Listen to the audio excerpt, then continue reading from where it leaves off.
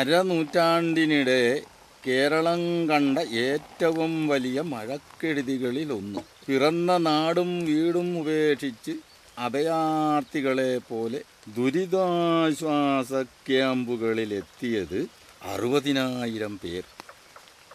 ഒരു തിരിച്ചുപോക്ക് എന്നാണെന്നറിയില്ല. ഇനിയെല്ലാം ഒന്നിൽ നിന്ന് തുടങ്ങാം.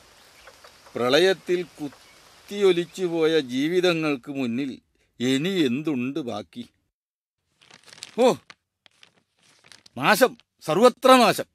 ദൈവമേ, എന്തിനീ പരീക്ഷണം? അതും അങ്ങയുടെ ഈ സ്വന്തം നാട്ടിൽ. കുന്നിടിച്ച് ഒക്കെ പിഴിഞ്ഞെടുത്തില്ലേ ഈ പഹയന്മാര്. എന്നിട്ടും തീരുന്നുണ്ട് ഈ മനുഷ്യന്മാരുടെ ആക്രാന്തം. പിന്നെ എങ്ങനെ അവിടെ ഭൂമി ഉലുക്കവും ഉരുളുപൊട്ടലൊന്നും ഇല്ലാണ്ടിരിക്കുക?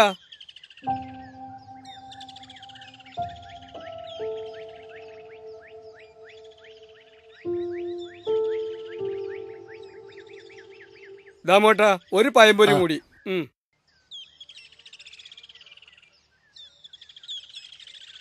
അതും ഒരു സത്യമാണ്. പ്രകൃതിയെ നോവിക്കരുത്.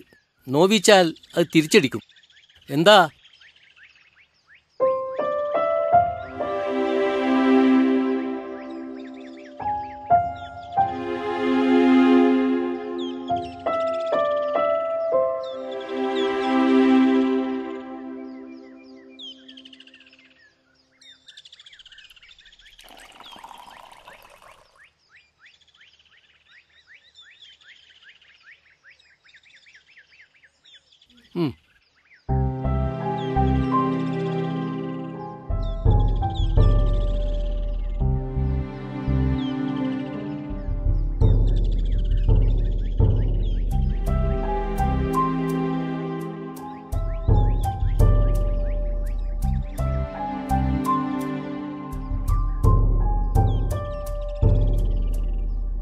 അന്തരീക്ഷത്തിലെ കാർബൺ ഡൈ ഓക്സൈഡ് കൂടുന്നതും പ്രകൃതി ദുരന്തത്തിന് കാരണമാകുന്നെന്ന് ശാസ്ത്രം കണ്ടെത്തിയിട്ടുണ്ട്.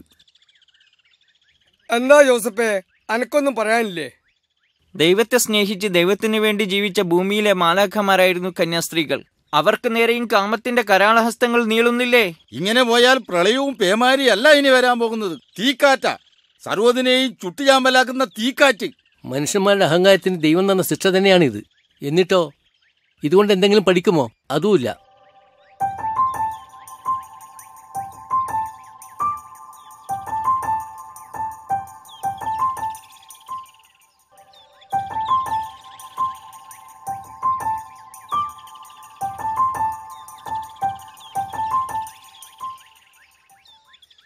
കാഞ്ഞങ്ങാട് നിന്നും കൂടുതൽ മത്സ്യത്തൊഴിലാളികൾ ദുരിതബാധിത പ്രദേശത്തേക്ക്. അത് നന്നായി. വടക്കുള്ളവർ സ്നേഹം തെക്കുള്ളവർ മനസ്സിലാക്കട്ടെ എന്ന്.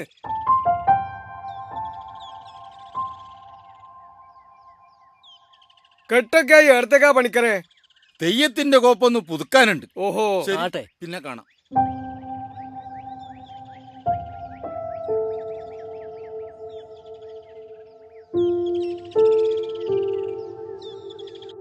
രണ്ട് 2,61,634 പേർ. ജില്ലയിലെ ഗതാഗതം, കുടിവെള്ളം തുടങ്ങിയ ആവശ്യ സേവനങ്ങൾ ഉടൻ പ്രവർത്തന സജ്ജമാക്കുമെന്നും അധികൃതർ വ്യക്തമാക്കിയിട്ടുണ്ട്. കൊച്ചിയിൽ നിന്നും വിഷ്ണു ചേരുന്നുണ്ട്. വിഷ്ണു, അവസാനഘട്ട രക്ഷാപ്രവർത്തനം ഏതു വിധത്തിലാണ്? നമ്മുടെ കൊച്ചി ഏറ്റവും അധികം ഈ ഒരു പ്രളയക്കെടുതി നേരിട്ട ജില്ലകളിൽ ഒന്നായിരുന്നു. ആ കൊച്ചി ഇന്ന് അതിജീവനത്തിന്റെ അവസാന ഘട്ടത്തിലാണ്. എന്തുതന്നെയായാലും ഒരുപാട് ജീവനുകൾ രക്ഷിക്കാൻ സാധിച്ചു എന്ന ചാരിതാർത്ഥ്യത്തോടു കൂടി മടങ്ങുന്നത് സേന മാത്രമല്ല, ജില്ലയ്ക്ക് പുറത്തു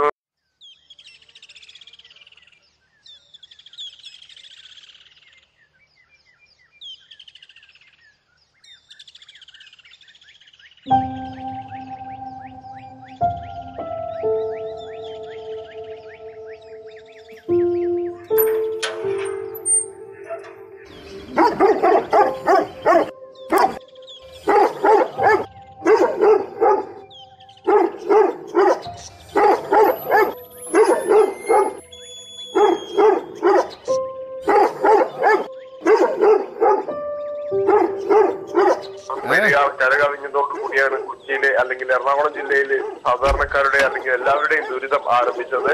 അതെല്ലാം തന്നെ ഈ ഒരു ദിവസം എവിടത്തേക്കാണ് ഇടിച്ചേർ വരുന്നത്? Tommy shut up. പാപ്പാ ഇവിടെ ഒന്നുമില്ല പാപ്പാ. ശല്യങ്ങൾ കേറി വരും.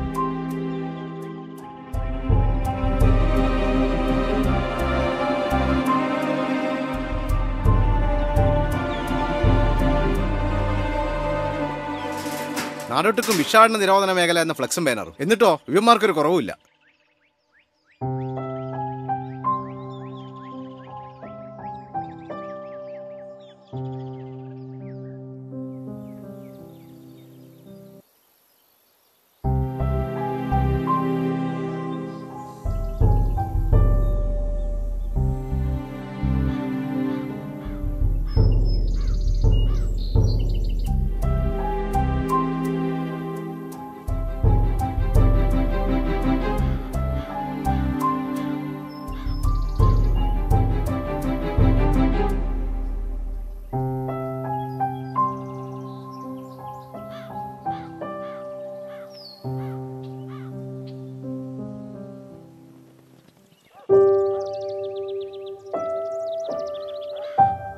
മോളെ അമ്മു ബാ.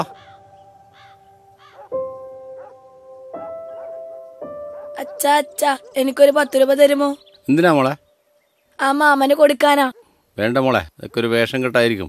ഭിക്ഷാടനത്തിനിറങ്ങി കുട്ടികളെ തട്ടിക്കൊണ്ടു പോകുന്നതൊക്കെ നീ പത്രങ്ങൾ വായിച്ചില്ലേ? അല്ലച്ചാ, ഇത് അങ്ങനെയൊന്നും ആവില്ല. കണ്ടില്ലേ ആ മാമന്റെ ഇരിപ്പ്?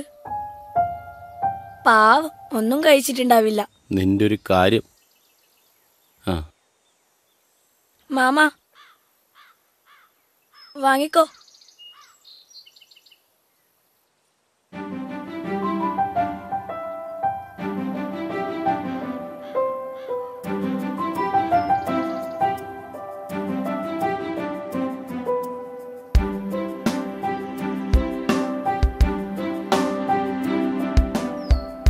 ഭക്ഷണമൊന്നും കഴിച്ചില്ലെങ്കിൽ വീട്ടിലേക്ക് വന്നോളൂ. ഇതാ അവിടെ അവളെ വരുന്ന ആദ്യത്തെ വീടാ.